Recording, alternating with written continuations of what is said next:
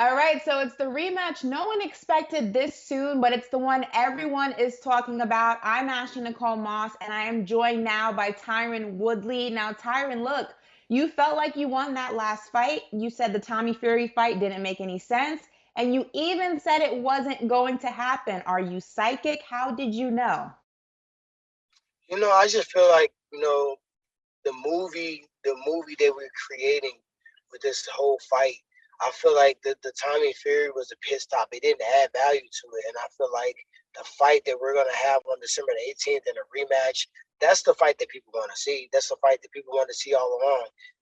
So I told my coaches end of September, I said, I don't think this fight's gonna happen. I said, let's get in the training camp, let's start training, let's be ready, let's be prepared, because I didn't want the fight to come about and I not be able to seize the moment and capture opportunity. Or, if it was a close fight the first time, I don't want to come in, not being able to go out there and do what I need to do in 8 rounds and miss opportunity again. So I'm thankful that I listened to the inner tuition of the Holy Spirit, whatever was in the inside of me that told me that it wasn't going to happen. I wasn't like, oh, I was adamant. I said, Coach, why should I tell you? My coach sitting next to me right now. I said, this fight will not happen. Let's get in shape. Let's train. And we went back to the basics, and I think that's what was missing in the fight. And I think me inserting those basic techniques and the little fine tune, strategies that we made, I think that's going to give me the victory, and that's going to get me closer to the knockout sooner. Well, we'll get into the knockout and all the things surrounding that, but I want to ask you, obviously the rematch, at least the timeline of it, caught a lot of people by surprise, but I want you to take me back to your first encounter with Jake Paul. What did you learn that back then that's going to ensure the victory this time around? You mean the first time I met him or the first time I fought him? The first time you fought him, what did you learn about yourself, about him that's going to ensure the victory in the rematch? Because I was gonna say the first time I saw him, he was a fan trying to take pictures with me. But the first time I fought him, I noticed that nothing surprised me. Can I be real with you? Nothing surprised me. We were training as if he was a fighter that was deserving of the respect and deserving of the proper preparation. I said a long time ago, go back and rewind. I said this will look like a real fight. This will be a real fight. What he's trying to do is he's trying to get everybody to let their guard down, to basically say that, oh, this ain't a real fight, I'm a YouTuber, and it just all the little bets and all the little jokes and shenanigans is his way to minimize the moment, to take the pressure and the edge off of him. I knew he was going to be trained, and I knew he's going to be prepared. I knew he's got a little screw loose, so he may take a punch. He may take a ticking and a licking and keep on ticking. So I was prepared for that, and as you saw in the first time, I'm the one that was walking him down. I was the one that seemed to be in better shape, better condition, both physically and cardiovascularly. So I think this time you'll see more, but you'll see me a little bit sharper. You'll see him pay a little bit more consequences for punches thrown towards my face. Like, I'm going to be very disrespected. And why would you even punch towards my face and try to hit me? Well, him being a YouTuber and his persona has led to a lot of conversations within the boxing world that fights against him are rigged. Have you heard this? And as a competitor who's done the work, how do you feel about it? I feel like you hear so much about him, you hear so much about me, and that's a good thing because in our sport of combat, it's not so much everybody doesn't have to praise and worship you and put you on a pedestal. They just gotta want to see you win or want to see you lose. And as long as they want to see you, it puts us back in a position to go out there and prove it. I can predict, I can guess, I can tell you what I think may happen. I can tell you if his fans are right or wrong. But on December the 18th, I can show you, and that's what I'm planning on doing.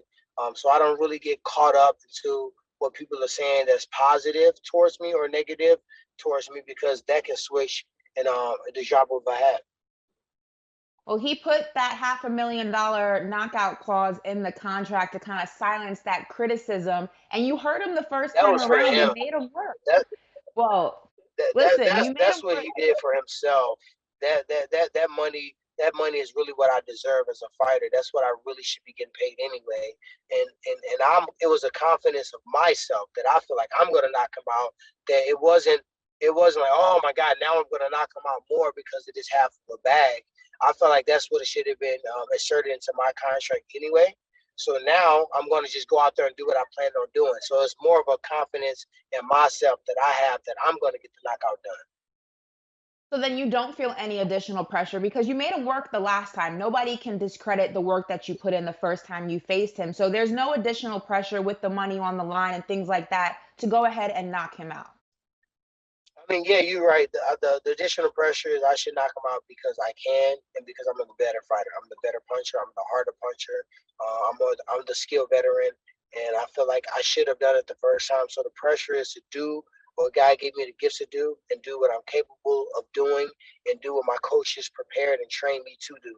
For me to go out there and do anything less is, it's not doing a service to myself, to all the sacrifices my coaches make to come out here, fly, you know, hours, the footage, the details. We're very nerdy when it comes down to breaking shit down, and we put a lot of time in that. So why would I let my coaches and my family and everybody do all that and I go out here and fuck up? So like for me, I'm just want to knock his head off because he got that little grin and he's just, I just want to beat him up.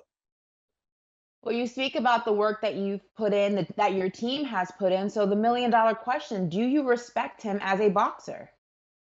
I respected him the first time. You know what I mean? I respected him as a person with a powerful punch. Um, I'm not I'm not a person that has been boxing for 17 years like I've been doing mixed martial arts. So really, let's be real. Let's use a little humility. Who am I to come here and be like, oh, I don't respect him as a boxer? You know what I mean? Many people can say they don't respect me as a boxer. So I'm actually trying to earn my own respect before I take a little fine tooth comb to try to, pick out his flaws and should people give him the credit as a boxer. So I respected him as a puncher. I respected that he was going to be in shape. I knew he was athletic. His family comes from a wrestling background. I come from a wrestling background, so I know the mentality. I know the willingness to go into that grind and just the grit that comes with that. So I never didn't respect him, but if he says some dumb shit, I'm going to call it out. If he culture vulture, which he is, I'm going to call it out. So there's not one thing that I regret saying. There's not one thing that I said that wasn't true. There's not one thing that I said that didn't happen minus a knockout. And to be honest, after he took a seat on that damn rope, had he got the count that he shouldn't got it, and I got a chance to walk across and look him in the eye, I probably would have got the knockout. But we can't cry over spilled milk, and we can't undo done. All I can do is go and do work December 18th. Well, going back to your MMA background, you made that seamless transition from that world into the boxing world. Is that something you recommend a lot of fighters do the same? I recommend the fighters just look at their goals and what they want to do and look at their passion. This motivated me. Mixed martial art, especially towards the end of my career, just wasn't. I didn't have the passion for it like I did when I first started. When I was a killer and knocking people nuggets off their neck. But the fight against Jake Paul, the moment that we created, the movie storyline, the big build up, I felt like that's what I deserve. I felt like I deserve, for people to recognize I really put a lot into this. You know what I mean? I really study this shit. I'm really training hard. And I feel like when you look at an entertainer, I just always wanted the opportunity to show that I was a star. And I got that. I rose to the occasion. And I'm going to do it again. But this time I'm going to actually get the win, get the knockout. And then we just move this along and keep the movie going. Well, first and foremost, I wish you health and best of luck in this rematch. Thank you. I appreciate you. Thank you.